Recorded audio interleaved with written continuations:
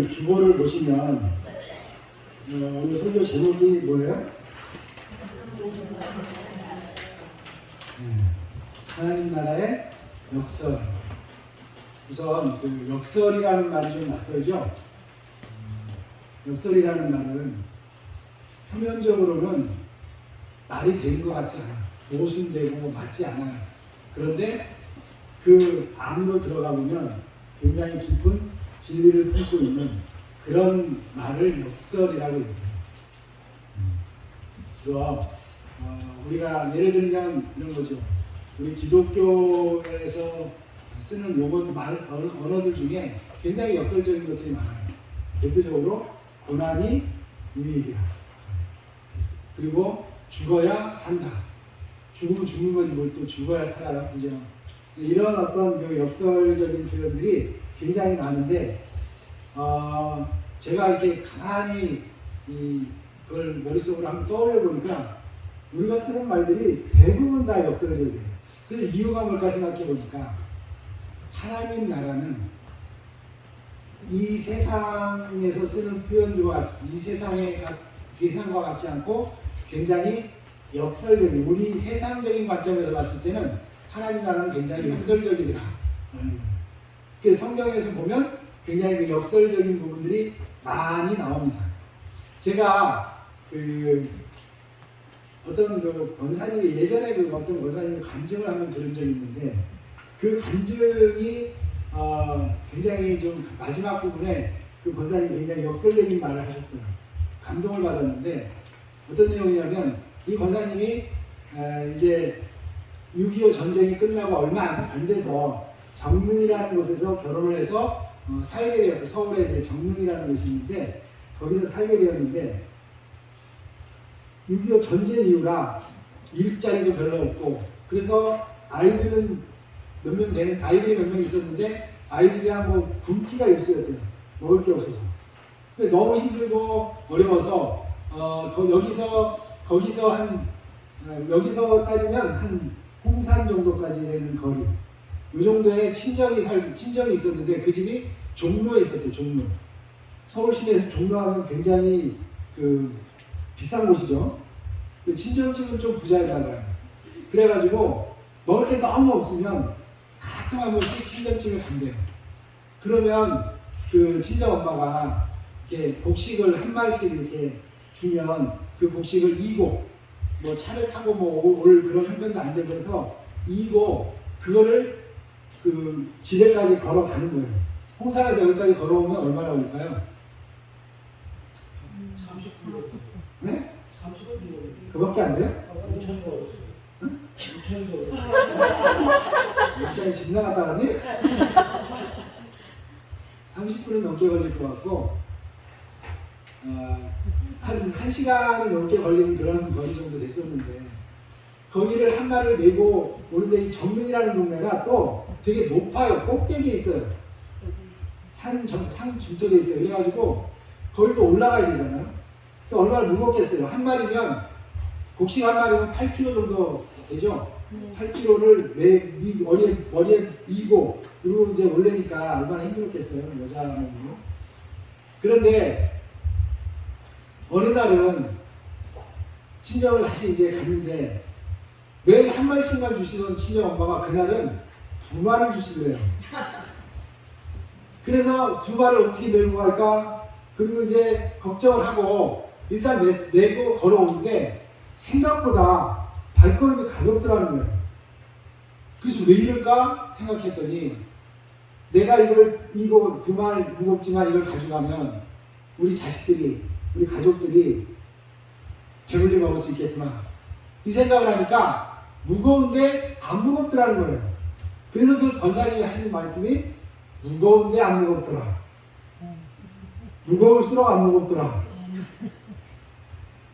우리 한 권사님이 우리 목사님한테 그랬다면서요. 놀아도 노는 게 아니야. 안 놀아? 놀아도 안 놀아? 네. 목사님은 놀아도 안 놀아요. 그랬대요.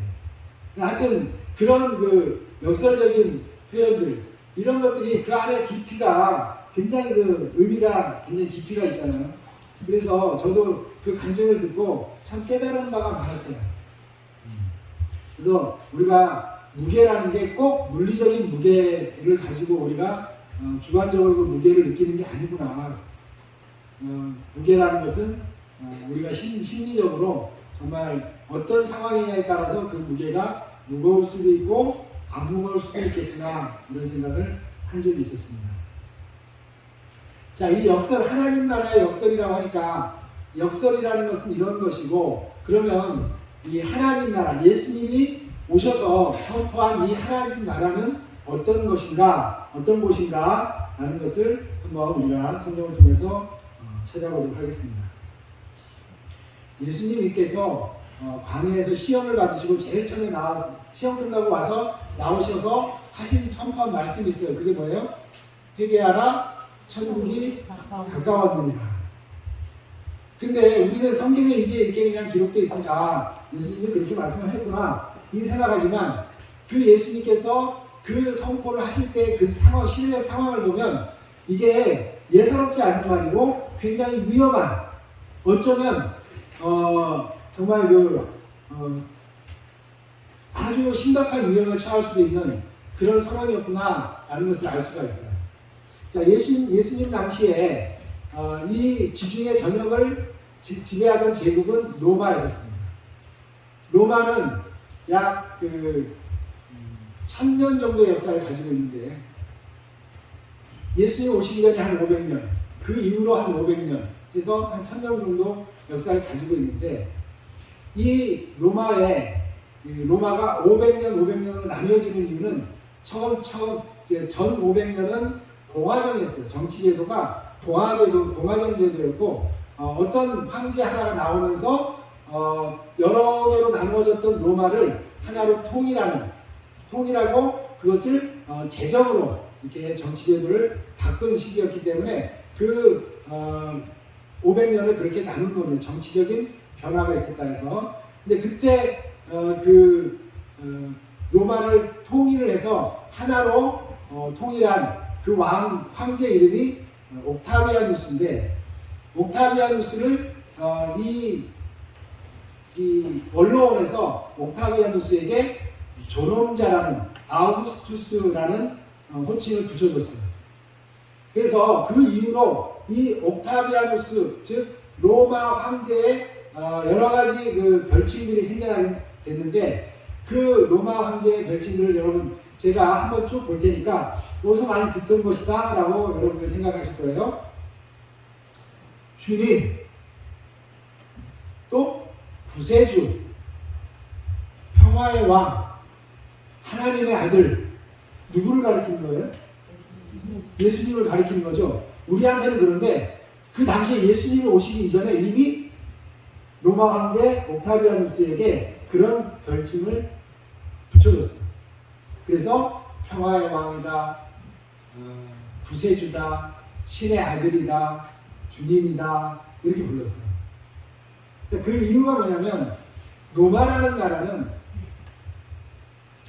이 역사가들의 말에 의하면 로마는 이 지구상에 존재한 어떤 제국보다도 가장 강력한 힘을 가졌던 제국이다. 그래서 로마는 힘으로 통치되었던 그 나라들 중에 가장 강력한 힘을 가진 나라였다. 우리가 잘 알고 있는 로마에 대한 이야기가 하나 있습니다. 모든 길은 로마로 통한다는 말이 있죠. 이게 로마가 전쟁을 하기 위해서 멀리까지 군대를 보내야 되는데, 이 군대를 보내려면 로마의 그 군대의 그 주 병력이 마차를 타고 다니는 그 전차부대가 가려면 도로가 있어야 되잖아요. 막 흙이 파이고 막 이런 데를 가려면 시간도 많이 걸리고 군인들이 피곤하니까 로마가 그 주력한 이유 중에 하나가 길을 까는 거였어요. 지금처럼 무슨 아스팔트 길을 까는 게 아니고 돌을 전부 네모만 듯하게 밑에 자갈을 다 깔고 그 위에다가 네모만 듯하게 돌을 깎아가지고 그 돌을 다 넣는 거예요. 그거를 지중해 전역에 정복한 나라들마다 다 도로를 깔았어요. 얼마나 많은 인력과 얼마나 많은 재정이 들어갔겠습니까? 근데 그 정도로 할 수 있는 어떤 강력한 힘을 가진 나라가 로마였다. 이 로마가 옥타비아누스에게 아우구스투스라는 칭호를 줬을 때 이 옥타비아누스에게도 또 평화의 왕이라는 별칭을 허락했습니다. 그리고 평화의 왕이라고 불렀어요. 왜냐하면 옥타비아누스 이후에 로마가 통일된 이후에 200년간을 로마의 평화 팍스 로마나라는 말을 씁니다. 200년 동안 전쟁이 없었어요. 그렇게 많은 전쟁을 치르고 얻어낸 제국에 200년 동안 전쟁이 없었다는 것은 정말 대단한 강력한 힘으로 통치가 되었다라고 볼 수 있어요. 얼마나 많은 그 로마의 그 점령당했던 나라들에서 독립운동을 하려고 얼마나 많은 움직임들이 있었겠어요. 그런 움직임이 있을 때마다 로마는 군대를 보내가지고 아주 그냥 거기를 몰살을 시켜버려요. 그러니까 감히 누가 로마의 반기를 들지 못하게 만들어요. 자, AD 64년에 예수님 돌아가시고 한 30년이 지난 다음에 팔레스타인에서 유대인들이 반란을 한번 일으킨 적이 있어요. 로마에 대해서. 그때 그 전쟁이 한 4년 정도가 있었는데, 유대 전쟁이 있었는데, 그때 로마에서 베스파시안이라는 장군을 파견을 합니다. 그래가지고 진압을 이제 명령을 했어요. 그런데 이 베스파시안 장군이 와가지고 로마를 팔레스타인 지역을 반란을 진압하려고 했었는데 갑자기 네로 황제가 자살을 해버렸어. 그래가지고 본국이 로마가 너무 어수선해지니까, 정치적으로 어수선해진 상황이 되니까 베스파시안 장군이 로마로 돌아가서 전쟁을 유대 반란을 아직 진압을 못한 상태에서 자기 아들 티투스 장군을 보냅니다. 그래가지고 AD 70년에 완전히 예루살렘 성전이 무너지고 이스라엘이라는 나라가 없어져 버려요. 그냥 아예. 그래서 이스라엘은 그때부터 이스라엘이 독립하는 1947년까지 나라 없이 디아스포라라고 해서 떠돌아다니는 그런 시대로 살았습니다. 얼마나 로마가 강력하게 그 나라를 짓밟아 버렸는지 다시 재건할 꿈을 꿀 수 없는 그런 상태가 되어버렸거든요. 그만큼 로마는 강력한 힘을 가지고 자기네들이 정복한 그 나라가 반란을 깨하지 못하도록 아예 그냥 힘으로 억압을 하는 그런 정책을 썼어요. 그래서 로마 제국은 그 통치 원리가 힘이었습니다. 힘으로 모든 것을 억압하는 그런 상황이었어요. 그래서 옥타비아누스 황제에게 평화의 왕이라는 별칭을 주었을 때 그 200년 동안을 로마가 전쟁 없이 평화를 누렸다라는 뜻에서 줬는데, 문제는 가만히 생각해 보세요. 그게 진짜 평화였을까요? 힘으로 억압된 상태에서 그냥 정말 독립을 하고 싶은데 힘이 없어서 그냥 조용히 있는 상태. 그러니까 이 상태는 진정한 평화적인 상태는 아니었던 거죠. 이 로마는 언제든지 항상 긴장하고 있는 상태에서 누군가가 반란을 일으키면 거기에 바로 군사를 보낼 수 있도록 길을 닦고, 그리고 병력을 준비하고 있었던 그런 상태. 그래서 힘으로 눌러져 있는 상태지 그게 진정으로 평화로운 상태는 아니었다는 거죠. 그런데 그 상황에서 예수님께서 오셔서 또 다른 나라가 이 땅에 임했다라고 이야기를 합니다. 그것도 갈릴리 저 팔레스타인의 한쪽 부티니에서 나사렛이라는 아주 작은 시골 마을에서 정말 가난하고 천한 사람들만 사는 그 동네에서 갑자기 어떤 한 젊은 청년이 나타나서 회개하라, 하나님의 나라가 가까이 왔다. 여기서 이 가까이 왔다라는 말은 헬라어 말로 현재 완료형, 과거 완료형입니다.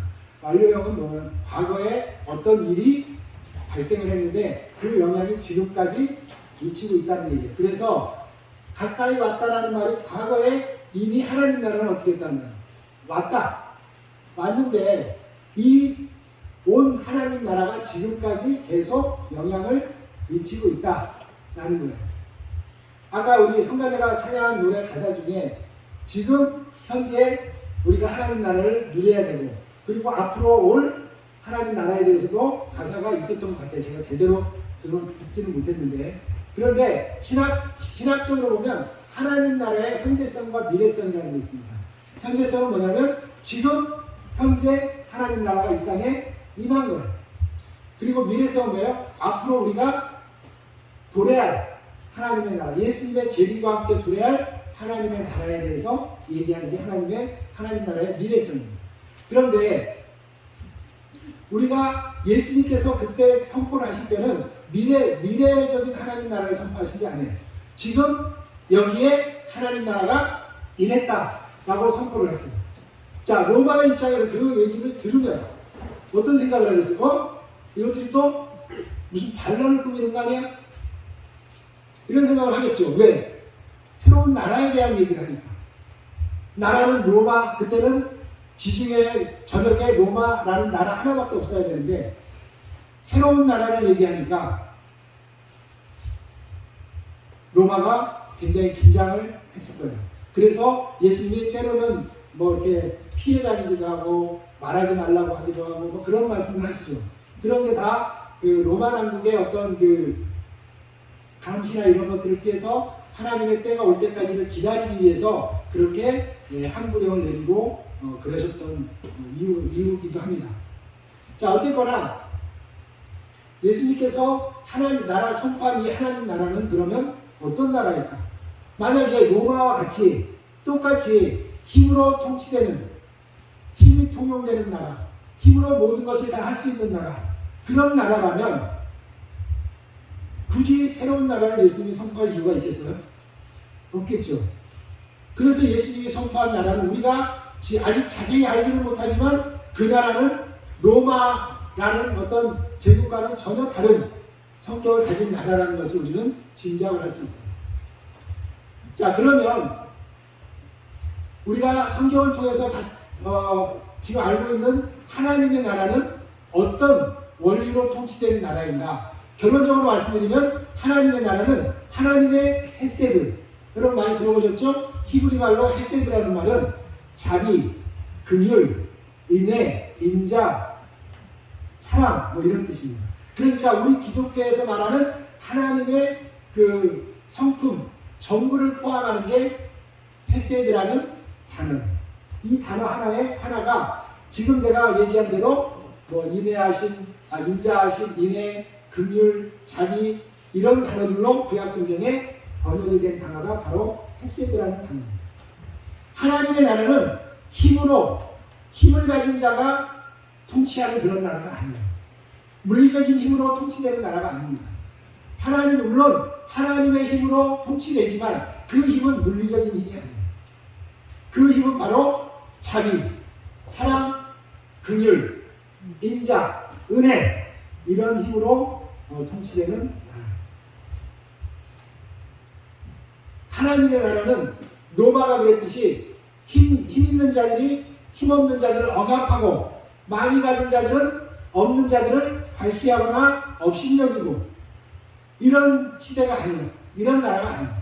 하나님의 나라는 오히려 제가 역설이라고 표현한 것은 힘 있는 자가 오히려 힘 없는 자들을 위해서 헌신하고 많이 가진 자가 없는 자들을 위해서 봉사하고 없는 자들에게 도움을 주는 그들을 위해서 살아가는 지금 이 시대에도 많은 사람들이 가끔 이렇게 뭐 부자들이 가난한 사람들을 돕는 일을 많이 해요. 그렇죠? 그러나 그런 식의 도움이 아니라 하나님 나라는 부자들이 그 가난한 자들을 위해서 사는 그런 나라입니다. 책임감을 가지고 가난한 자들을 행복하게 해줘야 되는 그들을 가난에서 구원해내야 되는 그런 삶을 살아가는 나라가 바로 하나님의 나라입니다. 하나님의 헤세드는 바로 그런 것이에요. 하나님의 헤세드는 하나님이 강력한 힘을 가졌기 때문에 야 너네 다 내 말 들어? 안 들으면 내가 가만 안 둘 거야? 이런 억압적인 통치가 아니라 하나님의 통치는 자비와 인애와 인자와 긍휼로 통치되는 통치 원리를 가진 나라, 하나님의 통치 방식입니다. 자, 그렇다면 하나님 나라가 이 땅에 임했다면 그 이방 하나님의 나라는 어떻게 돼야 되겠어요? 하나님의 통치 원리에 따라서 통치되는 나라여야 되겠죠. 예수님이 이 땅에 가져오신 나라는 바로 그런 나라입니다. 로마가 그 넓은 지역에 돌로 해서 만든 그 도로들을 깔 때 힘이 있는 사람들이 그 일을 했겠습니까? 안 했죠. 누가 했겠어요? 힘없고 가난한 사람들이 먹고 살기 위해서 그 일을 했겠죠. 뭐 지금처럼 뭐 무슨 기계들이 장비들이 막 발달된 그런 시대도 아닌데 사람이 인력으로 그 모든 일을 다 해냈다는 게 정말 대단한 일이지 않겠습니까? 그리고 그 일을 하면서 얼마나 많은 가난하고 힘없는 사람들이 많이 죽었겠어요. 지금도 공사 현장에서 하루에도 뭐 몇 명씩 가끔 우리 뉴스에 뭐 공사 어느 현장에서 누가 어떻게 해서 죽었다, 뭐가 떨어져 죽었다 이런 얘기들이 많이 뉴스에 많이 나오잖아요. 그때 당시에 지금처럼 뭐 안전에 대한 강화 뭐 무슨 그런 계획 이런 것도 없이 무조건 힘으로 공사를 했을 텐데 얼마나 많은 사람들이 죽었겠어요. 죽은 사람들이 다 누굽니까? 힘없고 가난한 사람들이었을 겁니다. 하나님의 나라는 그런 힘없고 가난한 사람들이 그렇게 죽어나가는 고된 일을 하다가 죽어나가는 그런 나라가 아닙니다. 하나님의 나라는 그런 사람들이 오히려 보호받고 위로받는 그런 나라입니다. 하나님의 햇새들은 바로 그런 것이에요. 자, 그렇다면 우리는 하나님의 백성이라고 얘기하죠. 하나님의 백성이면 하나님의 통치하시는 그 통치 원리를 따른다라는 그런 전제가 있어야 됩니다. 우리가 내가 하나님의 통치의 원리를 따를게요 하는 계약서를 쓰거나 그러지 않았지만 하나님과 내가 하나님을 믿는다 또는 예수 그리스도를 믿는다라고 했을 때 그 믿음 안에는 그 계약이 포함되어 있는 겁니다. 나는 이제부터 하나님의 통치 방식에 따라서 이 세상을 살아가겠습니다. 그렇다면 우리가 살아가야 되는 방식은 어떤 방식이에요? 우리가 좀 힘이 있다고 힘없는 사람을 억압하거나 우리가 좀 가진 게 있다고 없는 사람들을 무시하거나 이런 삶이 아니겠죠. 우리 그리스도인들의 삶은 없는 사람들을 위해서 내가 내 것을 가져다 통용하고 그리고 힘이 약한 사람들을 위해서 내 힘을 나누어주고 내가 그들을 위해서 살아가는 그런 책임감 있는 가난한 자들과 약한 자들에게 책임감을 느끼고 살아가는 그런 하나님의 나라의 백성이라는 얘기입니다. 우리가 그렇게 살아야 됩니다. 성경은 그걸 얘기하고 있어요. 자, 우리가 성경에서 몇 군데 정말 하나님의 햇새들을 찾아볼 수 있는 그런 대목들을 좀 보겠습니다. 우선 창세기 45장을 한번 볼까요?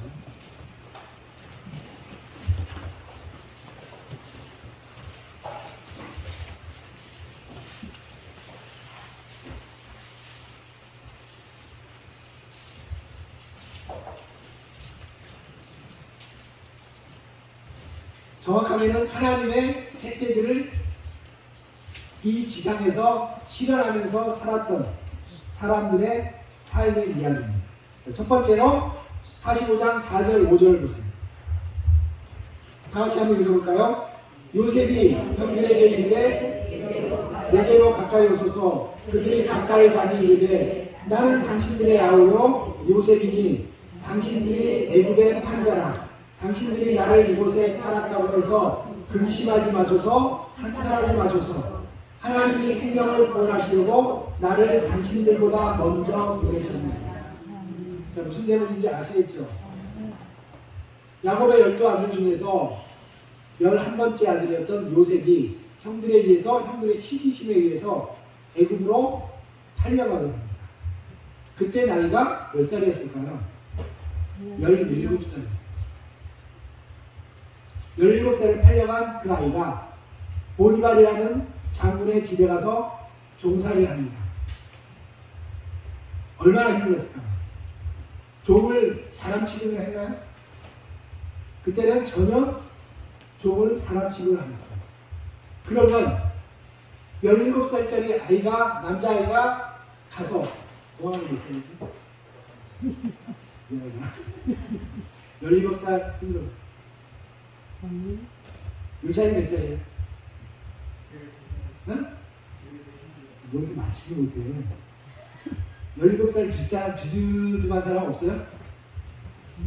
훈이, 아니, 훈이도 아니고. 유라? 쟤는 여자애잖아. 그래도 남자하고 힘쓰니까 제가 뒤에 해줄게. 자, 유라가, 최 목사님, 성 목사님, 유라가 저 나이에 지금 생전 모르는 남의 나라에 어떤 장군의 집에 종으로 갔다고 생각해요. 잠이 오겠어요? 네?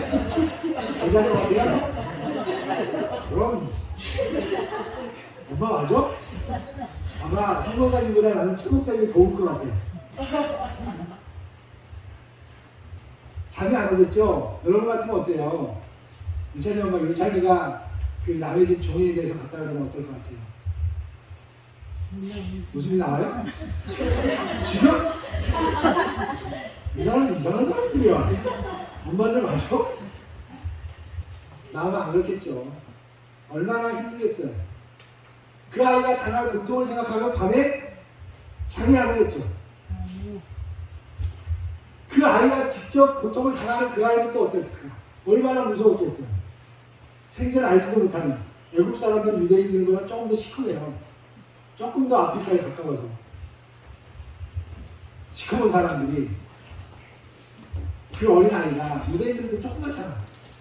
그 어린아이가 거기 가서 정말 온갖 하늘의 일을 다 하고 진짜 막 그야말로 할 말 아니지만 똥도 치우고 뭘 알았겠어요. 그죠?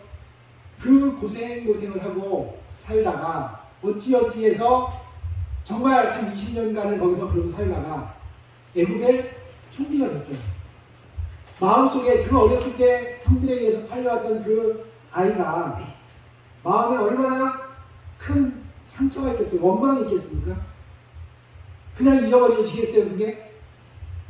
형들에 대한 원망이 얼마나 컸겠어요. 그런데 오늘 우리가 읽었던 이 부분이 바로 가나안 땅에 기근이 들어서 그 야곱의 아들들이 곡식을 얻으러 애굽에 내려온 상황입니다. 내려와서 그 요셉을 만났는데 그 총리가 된 요셉을 알아보진 못해요. 못 알아보는데 요셉이 그렇게 얘기하죠. 내게로 가까이 오소서. 그들이 가까이 오니 이르되 나는 당신들의 아우 요셉이니 당신들이 애굽의 판자라. 뒷글인데 애굽의 판자라. 자, 얼마나 원망이 막 그 속에서 살아나겠어요? 그런데 요셉이 5절에 이렇게 얘기합니다. 이게 여러분 말이 그냥 이렇게 이어져 있어서 그렇지 좀 뭔가 이렇게 좀 감정을 여기다가 실어가지고 좀 천천히 이게 그 텀을 좀 넣고 이렇게 읽어보면 5절에 당신들이 나를 이곳에 팔았다고 해서 근심하지 마소서. 형들은 얼마나 놀랬겠어요. 아니 내가 그 돈 몇 푼 받고 팔아넘겼던 내 동생이 총리가 되고 저기 앉아있으니까 얼마나 놀랬겠어요. 가슴이 뜨끔했겠죠. 나 이제 죽었다. 우린 죽었어. 그런데 요셉이 뭐라고 얘기해요? 당신들이 나를 이곳에 팔았다고 해서 근심하지 마소서. 한탄하지 마소서. 하나님이 생명을 구원하시려고 나를 당신들보다 먼저 보내셨나이다.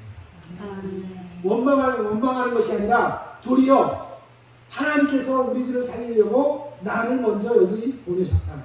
이 말은 무슨 말이냐면 요셉이 모든 것을 하나님의 관점에서 보기 시작했다는 거예요. 보고 있었다는 거예요. 그렇기 때문에 이렇게 말할 수 있습니다. 우리가 누군가가 나에게 상처를 주고 나를 힘들게 했다 할지라도 그 사람을 보면서 하나님께서 이렇게 그 사람을 통해서 나를 이렇게 한 데는 무슨 이유가 있을까? 분명히 지금은 내가 알 수 없지만 분명히 어떤 이유가 있을 거야 라고 생각하면 마음이 많이 풀려요. 진짜. 사람을 안 보고 하나님의 섭리로 받아들이면 마음이 많이 풀립니다. 어쨌거나 요셉의 이런 마음은 하나님의 헤세드를 나타낸 마음. 또 다른 쪽에 한번 가볼게요. 이제 이번에는 다윗의 이야기를 하는 거예요. 사무엘하 16장 15절을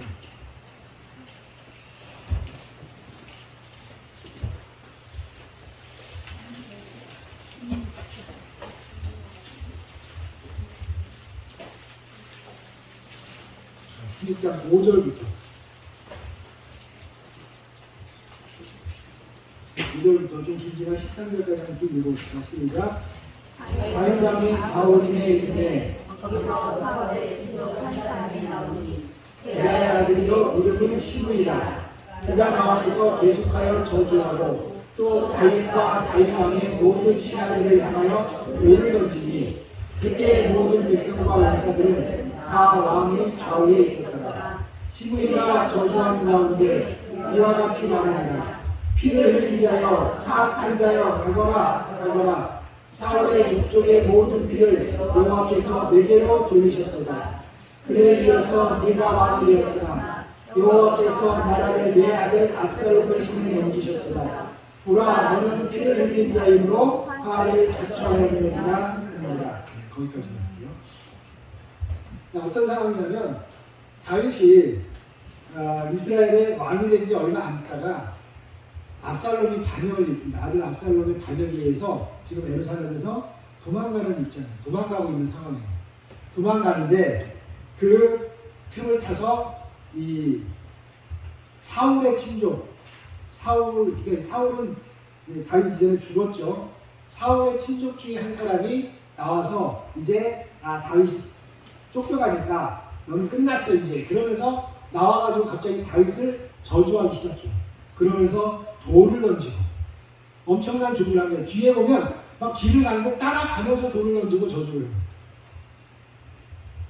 자, 그런데 이 다윗의 입장에서 자식의 반역 때문에 도망가는 이 다윗의 마음이 얼마나 아프겠어요. 힘들겠죠? 이 엄청난 고통 속에서 몸부림치는 그 다윗을 향해서 다시 한번 그 상처를 후벼파는 그런 저주를 퍼붓습니다. 그러니 다윗은 그 시므이를 보면서 얼마나 마음이 원통했겠어요. 저걸 내가 그냥 어떻게 너 두고 봐. 내가 이제 다시 이 자리에 돌아오기만 하면 넌 그렇겠죠? 여러분 같으면 안 그러겠어요? 저 같으면 그랬을 것 같아요. 너무나 황당한 상황에서 정말 말도 안 되는 상황에서 그런 저주까지 받으니까 다윗이 정말 힘들었겠죠. 자, 그런데 다윗이 나중에 진짜 왕의 자리에 다시 복귀를 해가지고 압살롬이 죽고 나서 반역이 진압이 되고 왕의 자리에 다시 왔을 때 그 시므이가 다윗을 찾아와요. 그래가지고 이제 안 찾아오면 가면 이제 이대로 있다가는 죽게 생겼거든. 그래가지고 베냐민 사람들 막 한 1000명 이렇게 데리고 이제 항복하러 오는 거지. 와가지고 하는 얘기가 있어요. 19장, 사무엘하 19장.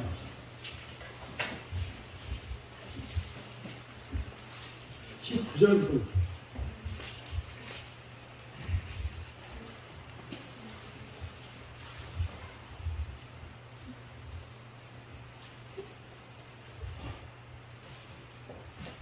찾으셨으면 같이 한번 읽어볼게요. 왕께 아뢰되 내 주 왕하건대 내게 죄를 돌리지 마옵소서. 내 주 왕께서 예루살렘에서 나오시던 날에 종의 폐역한 일을 기억하지 마시오며 왕의 마음에 두지 마옵소서.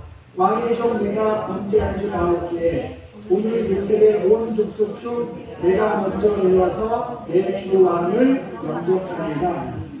수리아의 아들 아비새가 대답하여 이르되 시므이가 여호와의 기름 부으신 자를 저주하였으니 그로 말미암아 죽어야 마땅하지 아니하나이까 하니라.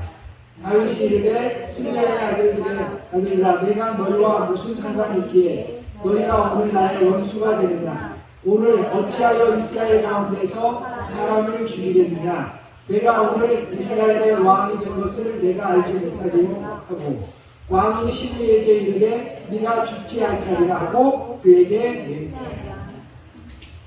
자, 이 시므이라는 사람이 도둑이 재발견된다고 왕을 찾아와서 내가 그때 했던 거 그냥 잊어주세요. 잘못했어요. 막 용서를 해달라고 비는데 그 상황을 보고 있던 그 다윗의 군대 장관이었던 그 아비새가 이렇게 얘기합니다. 저거 죽여야 되지 않겠어요? 저 가만 놔둬요? 저걸 죽여야지. 그랬더니 다윗이 뭐라 그래요? 그리고 시므이에게 이렇게 얘기합니다. 네가 죽지 아니하리라 하고 그에게 맹세하라. 안 죽이겠다. 오늘이 무슨 날이냐? 내가 다시 왕으로 등극한 날이다. 오늘 같은 날 사람을 죽이겠느냐? 안 죽이겠다.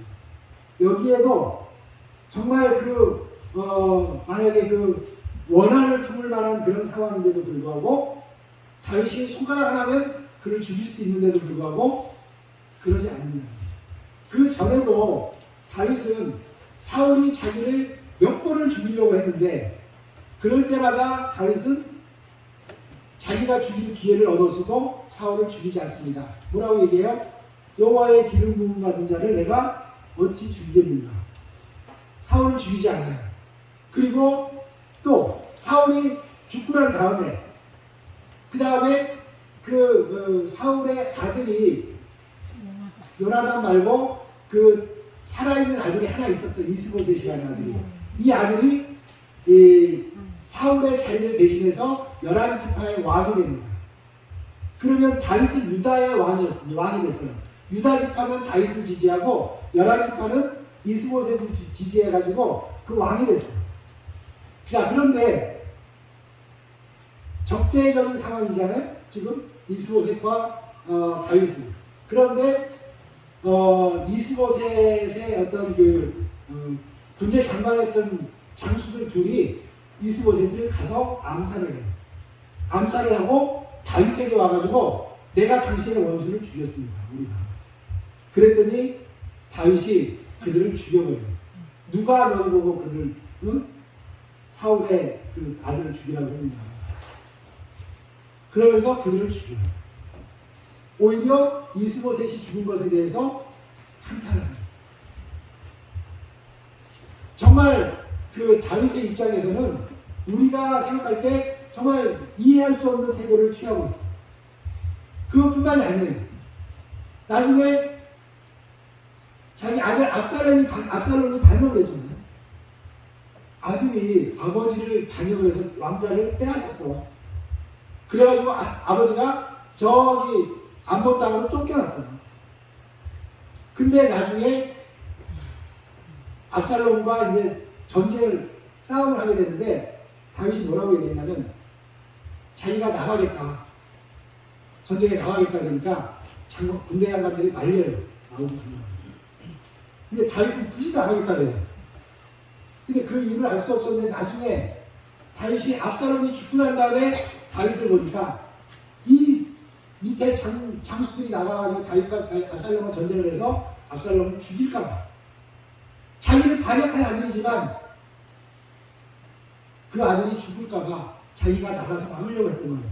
그런데 장관들이 하도 말리니까 못 나가고 그들을 내보내면서 다윗이 그들에게 젊은 압살롬을 관대히 죽이지 말아라는 거예요. 온 백성이 다 듣게 그 얘기를 해요. 왜? 장군들이라는 얘기하면 장군들이 가서 몰래 죽이면 백성들이 몰래 죽일 수도 있고 그렇잖아요. 온 백성이 다 듣게 얘기합니다. 그런데 그 압살롬이 싸움을 하는데 모세를 타고 가다가 어떤 상황인지 잘 상상이 안 되지만 머리카락이 상수나무에 걸려가지고 대롱대롱 매달려 있어요. 그럴 때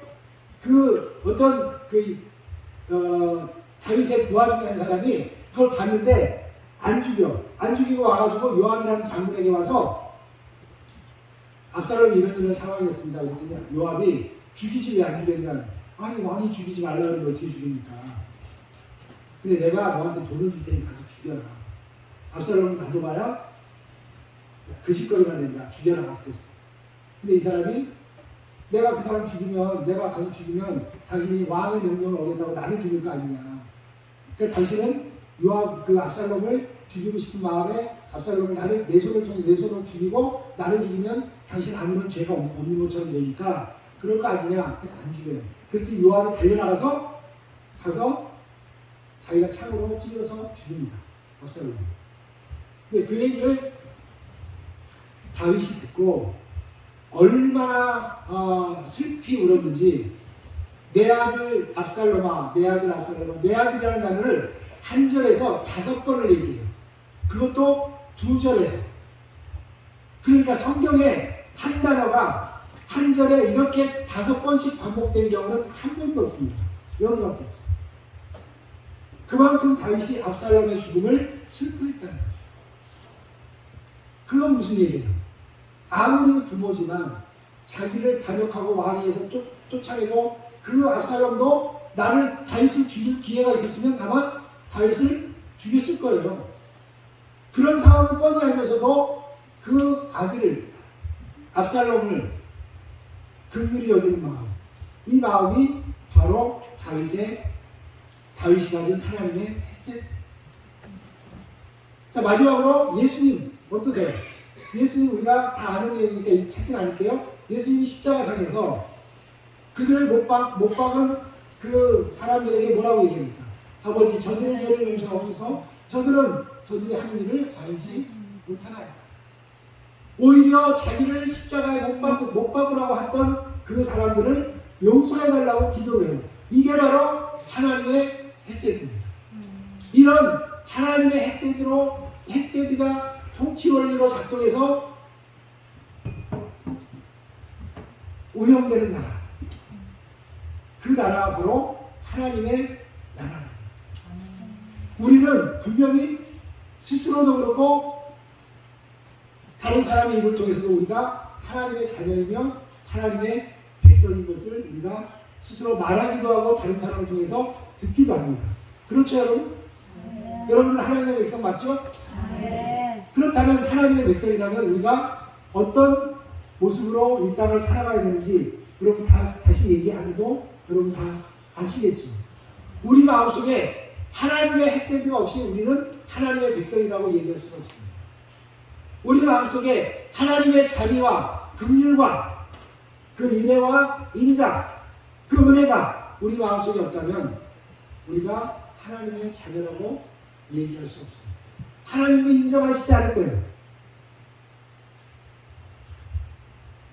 2000년 전에 그 강력한 힘을 가진 로마 제국의 치하에서 하나님의 나라를 선포하셨던 그 주님의 마음, 그 마음과 그 용기, 그 기대, 이런 것들이 우리 그리스도인들에게 있어야 돼요.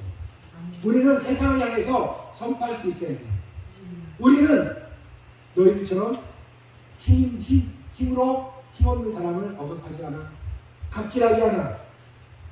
우리는 내가 많이 가졌다고 가난한 사람들을 무시하거나 그들을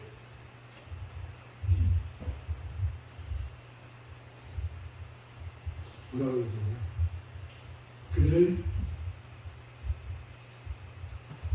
정말 좀 속된 표현이 생각이 나서 제가 자꾸 표현을 망설이는 건데 어쨌거나 그들을 우리가 무시하거나 그들에게 갑질하지 않는 그런 사람 돼야 됩니다.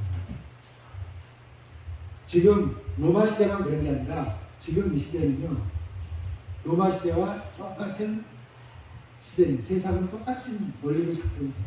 힘의 원리로 작동이 돼요. 여러분 힘 있는 사람들이 힘 없는 사람들을 억압하고 괄시하고 그들을 죽이기도 하고 때로는 정말 너무나 많은 억울한 누명을 씌워서 감옥에 가기도 하고 이런 일들이 우리 인간의 역사에서 얼마나 많이 있었는지 지금도 그런 일들이 일어나고 있는지 여러분 정치권 보세요. 정말 수많은 비리들을 저지르면서도 그들은 자기들을 힘으로 방어하고 감옥에 가지 않습니다. 그러나 힘없는 사람들은 빵 한 조각만 훔쳐도 감옥에 가는 그런 세상이에요. 이게 이 나라가 과연 이 세상은 어떤 원리로 작동이 되는 겁니까? 바로 힘의 원리로 작동이 되는 거예요. 여러분 미국이라는 나라는 청교도의 정신 위에서 세워진 나라입니다. 지금도 미국은 대통령 취임을 할 때 성경에 손을 얹고 선서를 해요. 그런 나라예요. 그런데 그런 나라가 지금 어떤 원리로 작동되고 있습니까? 하나님의 통치 원리를 따라 작동되고 있을까요? 아니에요. 미국은 로마처럼 강력한 힘을 가지고 있으면서 그 힘을 약한 약소국들에게 마음껏 핍박하고 강요하는데 사용해요. 일부러 전쟁을 일으키기도 하고. 여러분 이란 이라크 전쟁이 미국에 의해서 일어나는 거 여러분 다 시사 쪽에 좀 관심 있는 분들 아시고 그런 일들이 비일비재해요. 여러분 미국의 힘이 어느 정도인지 아세요? 그들의 국방비를 보면 우리가 상상을 못해요. 2023년에 미국의 국방비가 920조 1000조 가까이 됩니다. 그래서 대부분 그냥 사람들은 미국 국방비를 1000조라고 얘기를 해요. 920조면 1000조면 우리가 셀 수도 없는 돈이에요. 엄청난 돈이에요. 참고로 우리나라 국방비가 54조입니다. 1년에. 일본의 국방비는 56조예요. 근데 미국은 얼마라고요? 920조. 그만큼 우리나라는 힘의 우위로 보면 미국의 상대가 안 되는 거예요. 그 힘을 가지고 미국은 너무나 많은 이 지구상에 존재하는 국가들의 자기들의 힘을 가지고 이 나라들을 움직이려고 하고 있어요. 청교도의 정신 위에 세워진 나라가 이럴진데 하물며 그것과 기독교와 상관없는 그런 기초를 가진 그런 나라들을 오죽하겠습니까? 우리나라 마찬가지죠. 우리나라 얼마나 많은 힘 있는 사람들이 힘없는 사람들을 억압하고 부자들이 가난한 사람들을 억압합니다. 무시하고 정말 여러분 요즘 그 뉴스에 이슈가 되고 있는 내용 중에 하나 이런 거 있죠. 그 전세 사기? 그래서 막 빌라왕 이 사람들이 전세 돈을 안 돌려주고 막 감옥에 가고 막 이러니까 이 청년들이 30대 막 이런 사람들이 그동안 모은 전재산 몇 천만 원, 1, 2억 이 정도 되는 돈을 다 못 돌려받게 생겨가지고 자살하고 있어요. 이게 지금 이 세상의 모습이에요. 단면입니다. 자, 그렇다면 우리가 하나님의 나라가 이 땅에 임했다고 선언하고 선포하고 그 하나님의 통치 방식에 따라 살아가기로 작정한 우리들이 살아가는 이 교회는 뭔가 세상과 다른 방식으로 살아야 될 텐데 교회들이 세상과 다른 방식으로 살아가는 것 같지 않아요. 누가 크게 짓나? 여러분 목사님들이 크게 어떤 우리 같은 노예는 아니지만 저기 대형 큰 교단의 그 노예 목사님들이 은근히 경쟁적으로 큰 교회 짓는 것을 경쟁적으로 해요. 그래서 누가 더 돈을 많이 들여서 짓나? 정말 말도 안 되는 액수를 가지고 교회를 짓습니다. 또 뭐예요? 다 힘의 논리잖아요. 좀 더 커 보이고 좀 더 화려해 보이고 세상 사람들이 하는 것과 뭐가 다르겠어요? 전혀 다르지 않아요. 교회들도 여전히 세상과 같은 방식으로 작동되고 있으면서 하나님 나라를 선포하고 있다는 게 정말 맞는 말일까? 하나님 나라의 역사를 이해를 하고 있는 것일까? 알면서도 그런다면 더 나쁘겠죠. 여러분, 우리 사성학교회가 이 나라 교회의 마지막 최후의 보루가 되기를 하나님 나라의 방식으로 작동되는 마지막 교회가 되기를. 그래서 우리가 다시 한번 하나님의 나라를 이 땅에서 세워갈 수 있는 그런 교회가 되기를 바랍니다. 우리 그러려면 우리 각자가 다 마음속에 다윗이 품었던, 요셉이 품었던, 예수님이 품었던 하나님의 햇새를 품고 살아갑니다.